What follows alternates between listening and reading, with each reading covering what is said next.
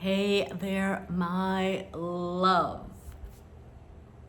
Today's message, today's video transmission wants to start off by reminding you a couple of things. The first one is that your relationship with your horse, more than anything else, reflects your relationship with yourself. Let that sink in. I'm going to say it one more time. Your relationship with your horse ultimately reflects your relationship with yourself. And it does not matter if this is on the physical dimension, on the emotional dimension, on the mental dimension, on the connection dimension.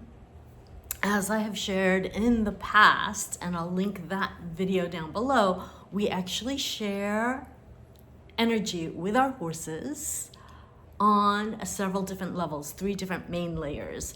And if you haven't watched that, you may want to check that out. But suffice it to say, for today, the message, that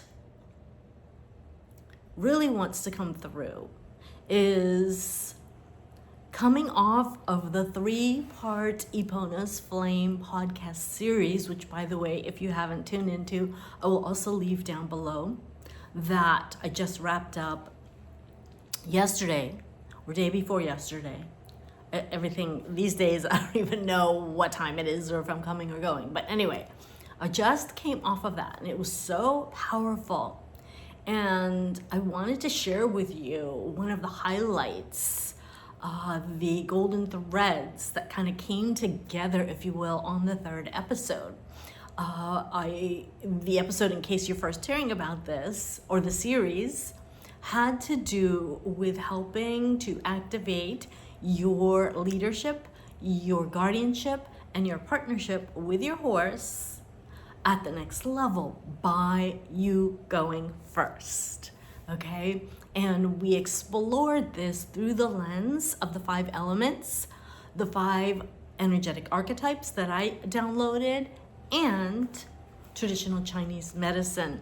And we go deep, we go into emotions and organ systems and archetypes and all the things. So again, that is free, and that series will be down below for you. But what really wanted to come through today around the relationship piece, the partnership piece, the connection, that sacred bond that we have with horses, the more that we can connect with ourselves, the deeper we will feel the connection with our horses and they will feel it with us. The more that we can practice our self-care and our body love and our somatic awareness and our nervous system, regulation and all the things, not only are you putting your oxygen mask on first to show up as a better version of yourself with your horses, with your loved ones and beyond, right? Because you're coming from a full cup. Now you're more deeply embodied and you're able to hold space for your horses to really, for them to lean into the trust and the connection and the partnership at a whole new level, right? That one's kind of a no-brainer. However, I think it still bears highlighting or mentioning. And ultimately, the heart healing, the what is the word I'm looking for? There's just a word that wants to come to me that's not coming to me. But ultimately, the healing of your heart, the dismantling of the armor that perhaps is keeping you from giving and receiving love more freely with others, with yourself. It's keeping you're protecting yourself, but you're not able to let the joy in, let the love in, let the peace in, right? You're in that protection mode. And so we're blocking everything, including our bliss, right? I get it. I've been there. And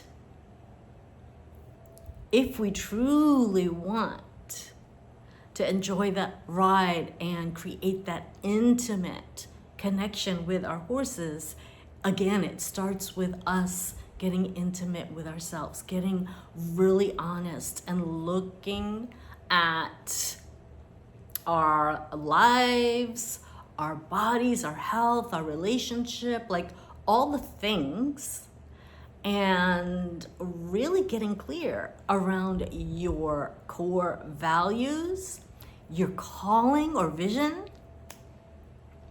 and truly staying aligned, realigned to keep coming back home to yourself and that truth and that vision and your values. Because as sensitive souls, empaths, dark horses, it is so easy for us to get lost in the sauce, lost in other people's feelings and emotions. And if you do not have not only the boundaries, but practices in place, because there are going to be times that you're gonna feel the shiz anyway. And feeling it is part of our superpower, right? Part of the experience of life and this journey. And yet, we need the discernment around what we're letting in to our field, into our space, into our bodies, right? And what we do not want in our space, in our environment, in our bodies. And at the end of the day, your sacred no is a full sentence, and your sacred yes to your soul and what you do want and you do desire and you do deserve is holy. And as women, again, especially sensitive, deep feelers, it can feel so challenging, and I know I've been there, to say yes to yourself and to put yourself first. It can feel like you're being selfish, it can feel like you're being greedy. And I am here to say that it is not greedy, it's growth. And if you are not growing, unfortunately, you're doing the opposite. And you have free will, it's ultimately up to you. However, I'm just here to remind you that those desires that are put in your heart, that calling that's on your soul is given to you by the divine. It is like your North Star. It is your divine assignment. And when you don't answer the call, not only are you doing yourself a disservice, but you are doing a disservice to those you are meant to serve and the lives you're meant to touch as you fulfill your purpose and divine assignment. Because, as they say, what you are seeking is seeking you. But if you don't answer the call, if you don't say yes to your soul, at the end of the day, you are giving your power away and you're living somebody else's dream. And I am so passionate about this because of my journey over the years. And I'm not going to go into all the different examples and stories. But the one thing we can't get back is time. Right? And I am in a couple months here about to be doing my 60-second trip around the sun. And that message is getting stronger and stronger in terms of me personally wanting to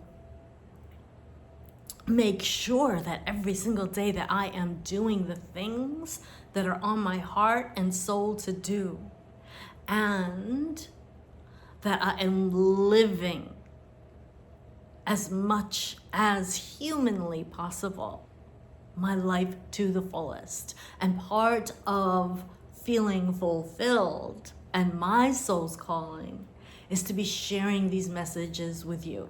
So this is a little heads up. Things are about to get a little wild around here. We are about to amp up the volume, and just stay tuned. Again, I also want to remind you that if you resonate with activating and taking your leadership, your guardianship, and your partnership with your horse to the next level from the inside out with you going first, I am gonna just leave you with two things. One, the reminder, as I said, that 3-part podcast series is almost 3 hours of pure gold. You're gonna wanna bring pen and paper and settle in. Maybe binge on it this upcoming weekend. Those links will be down below. And I have coming soon a live EPONA'S FLAME activation workshop where we're going to go even deeper, where we're going to activate your fire horse queen and unleash your inner alchemist so that you can begin mastering the art of alchemy, emotional alchemy specifically, and navigating life with so much more ease and grace, and accelerating, closing the gap between where you are and where you desire to be by alchemizing the emotions and energies associated with the resistance that's showing up for your success, for your comeback. But you have to know how to work with it. And that's what we're going to be doing inside of that workshop. So as soon as that link is ready, that will also be below as well. If you have not subscribed yet, I warmly invite you to do so. Your energy is not only welcomed, but needed to help co-create everything that's coming through on this channel. And thank you if you're still here for liking, sharing the love, all the things. Make sure you hit that notify button so that you get notified when the next one comes out. Until next time, I love you. Ciao for now. Namaste.